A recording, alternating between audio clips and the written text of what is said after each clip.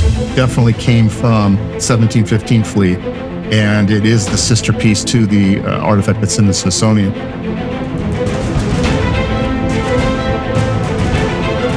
It is almost a kilo of gold, so it's heavy, and it's extremely rare, and this is something that is literally only seen in a museum.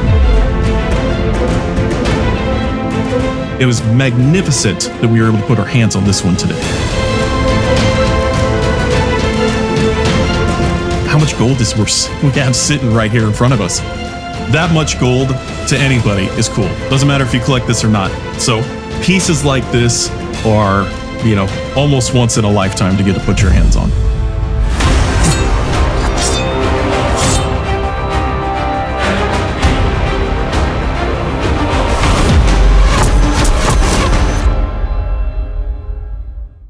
Hey guys, welcome back to History Roundtable. So Josh, what do we have on the tray today? Ooh, I can't wait to show you this.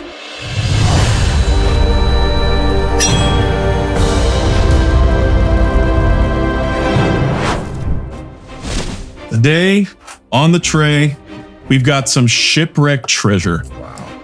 Now, we have a few pieces that I know you and I both collect of the Spanish shipwreck, 8 reals, 4 reals, and a nice little Colombian 2 escudo. But what we're really going to talk about today is this massive clump of gold here in the center. Now, some people might be asking what this is. Well, this is 1/4 of a gold disc. Oftentimes outside the mint, what they would do is take the extra gold, pour it into a divot in the sand, and make a nice little disc. So as we start looking at this piece, you see one side is very flat, which would have been the top when you poured it in, and the bottom is nice and round. It's filled with all sorts of little bubbles and holes that would have been formed just from the sand it was in and the rocks. It is also stamped here with 13. Now, you might think maybe that's a date or something. No, it's actually 13 for the purity of the gold, so 13 karat.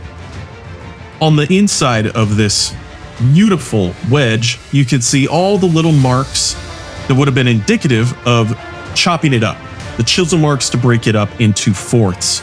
Now, the sister piece of this was actually found to have sold at auction back in 1967. So it perfectly matches up, and it was bought by the Smithsonian. So it hasn't come to market since, and it was magnificent that we were able to put our hands on this one today. Yeah, and what's interesting about this piece is that the gentleman who owns this artifact was able to match the piece from the Smithsonian. It almost fits perfectly. So this definitely came from 1715 fleet, and it is the sister piece to the artifact that's in the Smithsonian. The other thing we wanted to share with you about this artifact is the fact that it is almost a kilo of gold. So it's heavy, and it's extremely rare, and this is something that is literally only seen in a museum. So it's a fabulous artifact, and it actually is coming up for sale at a Sedgwick auction in November. So keep an eye out for that. Yeah, pieces like these rarely come to auction, rarely even come to market. And when you can get an artifact that bridges the gap between not just cool gold, but tells the story through the coral that's all stuck within it, the stamps on both sides indicating the purity, and knowing it came from the 1715 fleet shipwrecks, it doesn't get much more treasure than this. So, Josh, in your opinion, what would you say the value of this artifact is today? So similar pieces have sold at auction over the last several years, but very rarely. And for something like this, not just for the melt value of the gold, but for the historical nature of it, something like this you would expect somewhere $50,000 and up. So auction estimates would probably place it somewhere in that range, 50,000, 60,000, maybe even more to the right buyer. But that sounds about right.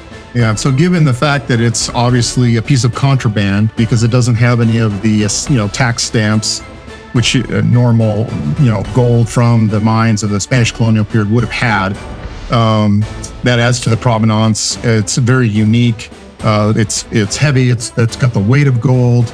It's attributed to the 1715 fleet, which is amazing. So the historical element of this, in your opinion, what would you say the cool factor? How does this rank on the cool factor?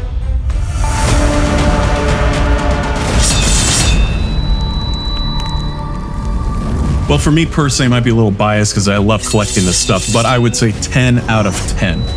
It's got the cool factor for the provenance, where it came off of the shipwrecks.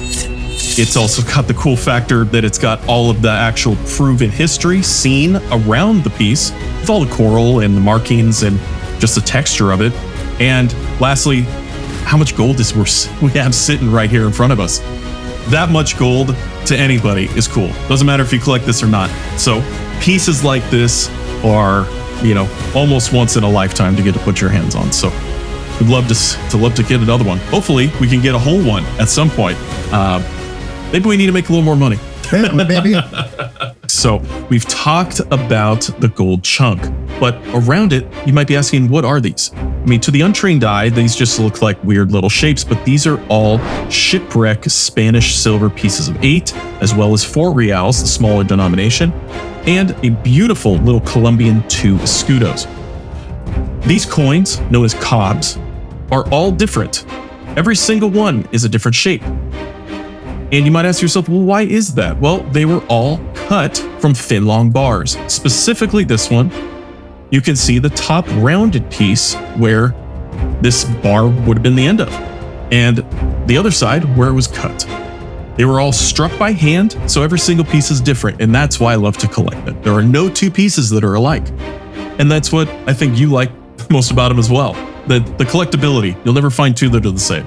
Yeah, and these are all minted in Mexico, this particular grouping. This one has a hole in it, which makes it really unique. These are highly sought after just because this was a bubble. When it was poured, in haste, there was a bubble in the silver. And as it remained there, usually when you see a hole, it's because someone drilled a hole in it to wear it as a necklace or as a pendant. This here, which is kind of interesting, is if you kind of like mix and match some of these pieces, it's possible that these 2 could have been mates, where they sheared the gold bar and then stamped them. So they're very, very cool, very collectible, all from about the period of King Philip V. And then, of course, this is just breathtaking. This is a Colombia 2 escudos.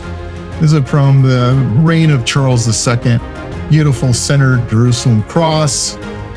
On the other side, you see the Habsburg shield with the castles and lions. Just a beautiful uncirculated, beautiful example of a recovered 1715 fleet Colombia 2 escudos. So this kind of stuff is just fascinates us, and just love to be able to talk about it. So if you'd like to see more treasures like this, I've got a lot more coming, but this is probably the heaviest piece of gold that we've got our hands on in quite some time. So if you'd like to see more treasures like these, stick around. See you next time.